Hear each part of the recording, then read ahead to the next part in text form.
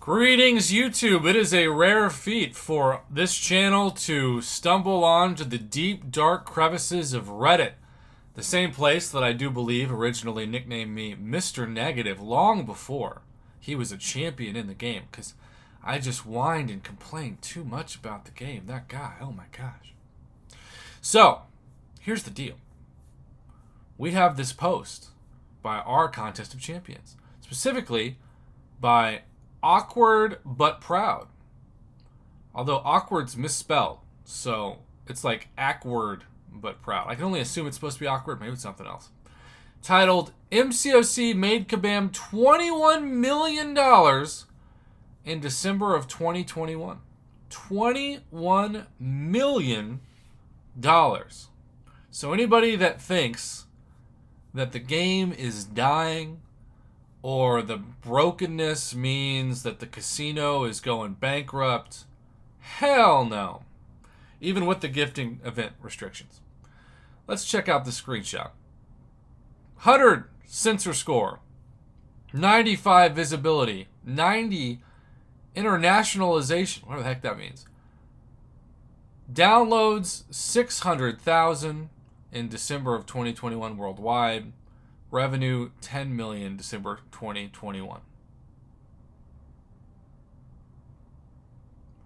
Then we've got sensor score 100, visibility 76, internationalization 84. So I should mention the top picture is the Google Play Store, of which apparently there are just a lot more Android users playing this game than iPhone, at least new users, with the 600K downloads, because you go from 600K to 300K. You literally cut it in half. But the interesting thing is, and this is really what makes the argument that Kabam caters to Apple users over Google Play users have more weight.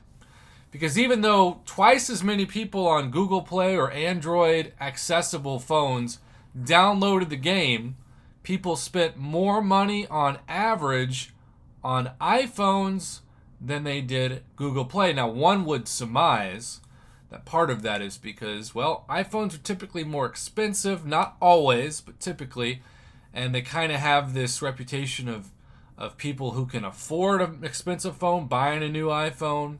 Again, this is a stereotype. It's not true in all circumstances. But because of that, if more rich people own iPhones than Android phones, then those rich people are going to be spending money on iPhones through the Apple Store than Android through Google Play. I've never really seen it broken down this transparently, though, so it is kind of fascinating for my own data.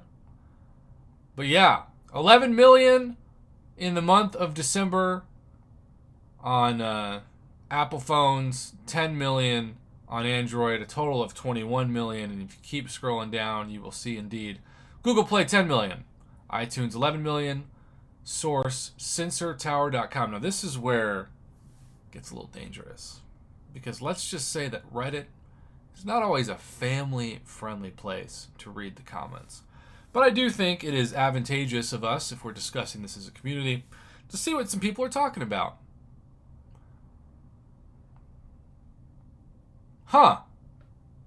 I've been reading everywhere that the game is dying. I guess they meant dying because of excess laughter all the way to the bank. Some old-time in-game players are growing tired from lack of content, bugs, and Kabam's chosen monetization route. Some of those are streamers, and that's why we hear about it more. So then the other opinions. But the game is still raking in tons of money and has a ton of active players. It's not dying anytime soon. Well, disgruntled players probably don't read investor earnings reports. MCOC is still a cash cow for Netmarble, but profit was significantly lower in 2021, according to groundbreaking Fix 673. US 15 million net profit for 2021 in quarters 1 through quarter 3 versus US 34 million for that same period in 2020. From investors' perspective, that's disappointing, but as long as MCOC generates profit, it'll be around. And then there's a Netmarble earnings report link there. Surviving is a more accurate term. Way to pay their bills this holiday season, guys. We really showed them. Well, Affinity Gauntlet, not to be confused with the Infinity Gauntlet, That's some sarcasm, right?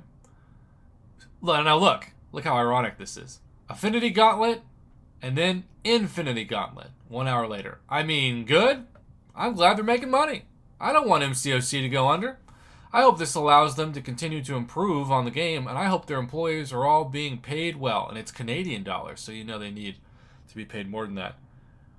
Let's keep going a few more. They better use that money to revamp the animations on so many champs. UI needs a revamp as well, but first fix the bugs. I think it's more than how much money they have right now. There's been rumors of there being company trouble behind the scenes.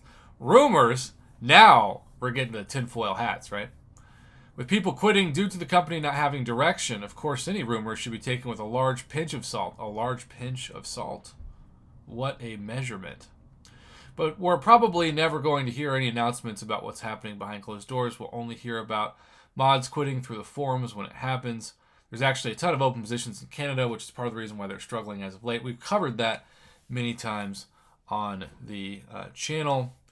Keep in mind that this is revenue, which is gross, not net, i.e. it doesn't subtract costs for employee salaries, servers, marketing, advertising, etc.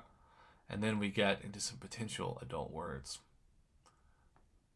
Let's finish with this one. Without knowing what their expenditures are and how the Netmarble acquisition plays into it, this is a fascinating nugget that tells only a small part of the story on how Kabam is actually doing.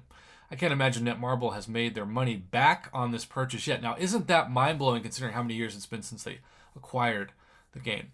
But I certainly could be wrong. Edit, for all we know, this number could actually be a disappointment. This is their golden goose event for the year. The acquisition price for Kabam was about $800 million. And I've seen articles from 2012 to 2017 signify Kabam has been fairly profitable. Those are dated a bit. I don't think much will change unless Netmarble has seriously screwed up management. And there you go. So, I think the bottom line is this game is not dead. Now, is it disappointing that their 2021 numbers look the way they are? Probably in some ways. But 2020, remember 2020, which is somehow 2 years ago? I cannot believe saying that. 2 years ago, of course, it was March of 2020, and that's when my birthday is, which is why my birthday month was the longest month in the history of the world. But in March of 2020, when the world shut down for the first time, everybody was at home. And so they were looking for something fun to do on their phones. And so MCOC made a ton of cash and a ton of downloads. And now, even though there are places that are still on some lockdown measures, most places, especially America, are not.